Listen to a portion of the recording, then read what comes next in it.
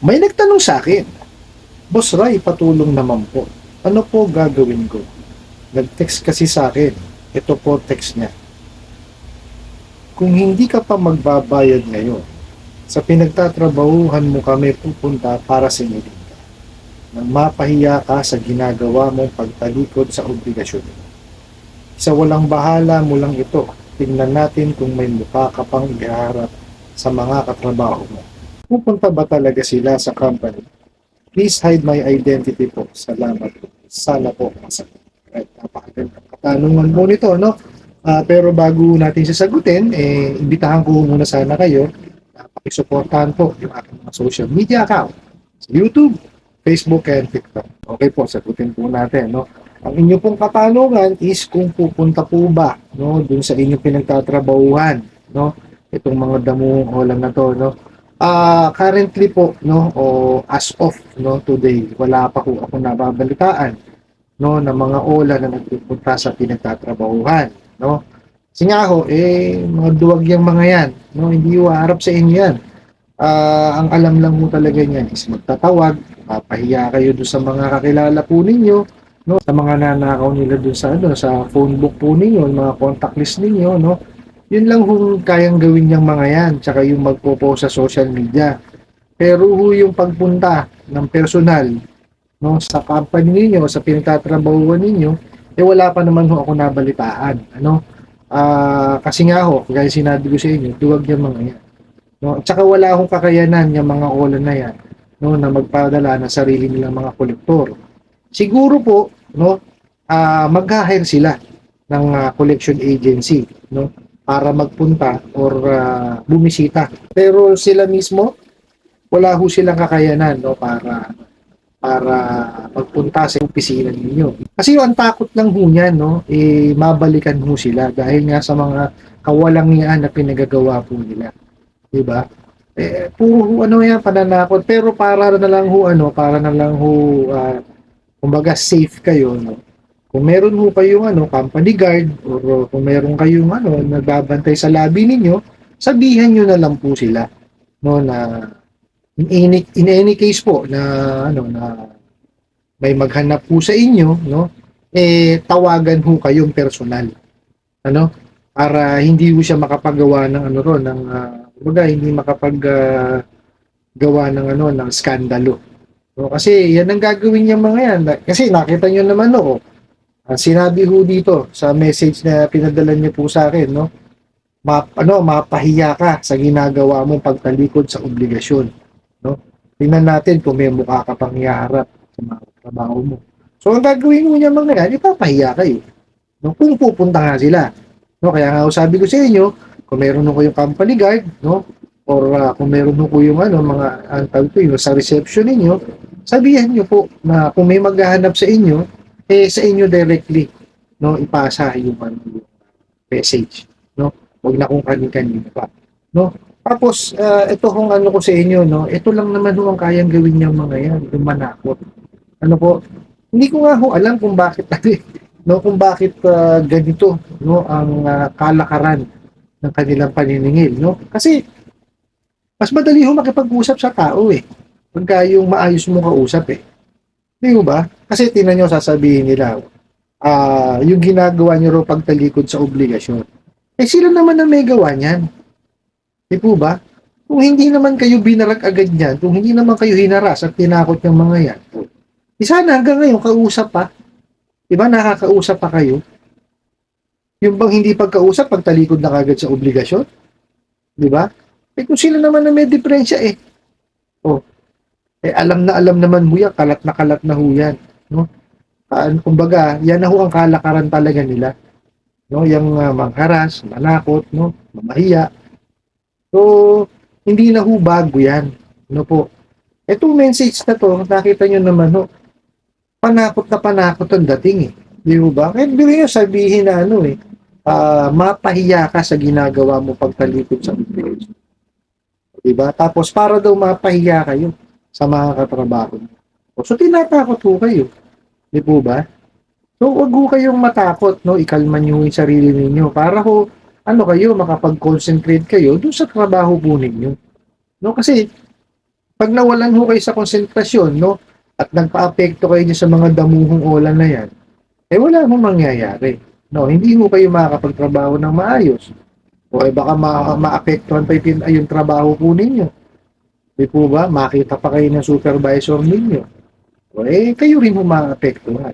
So, huwag niyo po silang anuhin, no? Huwag niyo po silang intindihin dahil halatang halata naman ho pananakot lamang. Gawin niyo po, no? Mag-concentrate kayo dun sa trabaho ni po ninyo, no? Tapos maglabi kayo, no? O magtabi kayo nung para pambayad niyo dito sa mga damuhong ulan na to, no? Bayaran niyo na lang ho. No, total napakinabangan niyo rin naman kahit papaano, no?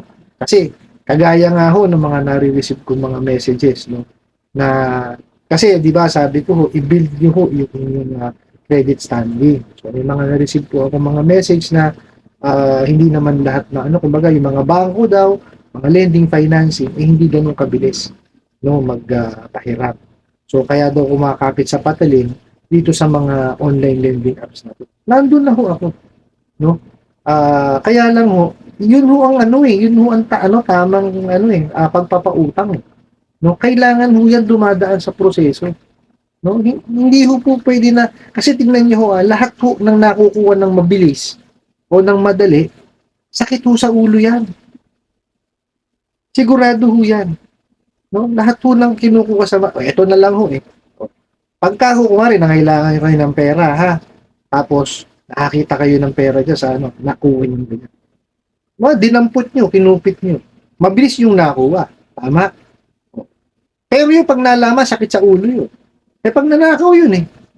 Di po ba? Yan lang po yung sinasabi ko na hindi ho po pwedeng mabilisan ng proseso.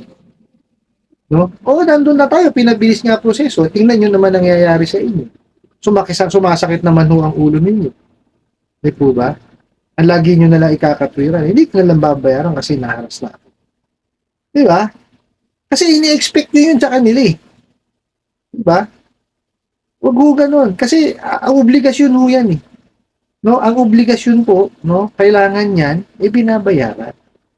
No? Ngayon, ang proseso ho talaga ng pagpapautang medyo may katagalan yan. No? Kasi nga may dinadaas ang proseso yan eh. May evaluation ho yan. Hindi ho yung basta-basta kagaya ng ginagawa ng mga ola na one ID lang. Pwede ka na pautangin. Ano ho meron ng ID? Aber? Masusukat ho ba ng ID ang inyong character, capacity, condition? Hindi ho. Di ba? Kasi yun yung tatlong kailangan evaluate sa inyo. Character, capacity, tsaka condition.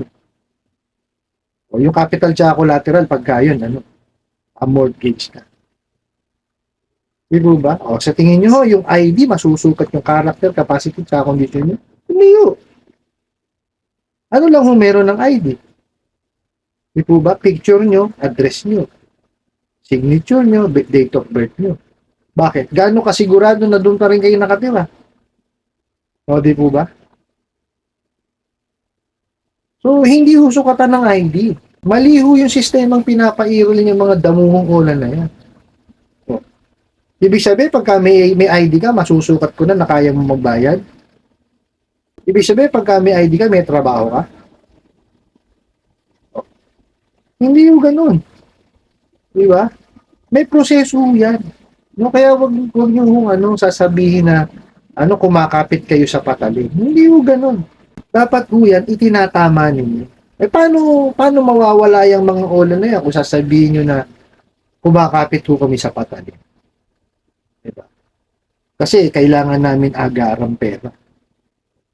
Ando na ho tayo. Kaya nga ho tayo nangungutang kasi kailangan natin ng agarang pera eh. Pero padaanin nyo sa proseso nang hindi yung sumakit ang ulo ninyo. Kasi sakit sa ulo yan eh. Nakita nyo ginagawa sa inyo, nahaharas. Diba ba? Tinatakot kayo. Anong resulta niya? Anxiety, depression. Diba ba? Diyan ho nagsisimula yan. Meron na hong mga kliyente, ang mga damuhong ola na yan na nagbuwis ho ng buhay. Gusto niyo pa bang mapasama doon? So, ito yung sa ganitong klaseng mga mensahe po. Huwag niyo siyang pansinin kasi Napakalinaw pong pananakot yan. No? Yun mismong nasa mensahe ho, eh. Para maipahiya kayo. Eh. Di ba? Para daw wala na kayong mukhang maihanap sa mga katrabaho ninyo. So, ibig sabihin, no, pananakot lamang.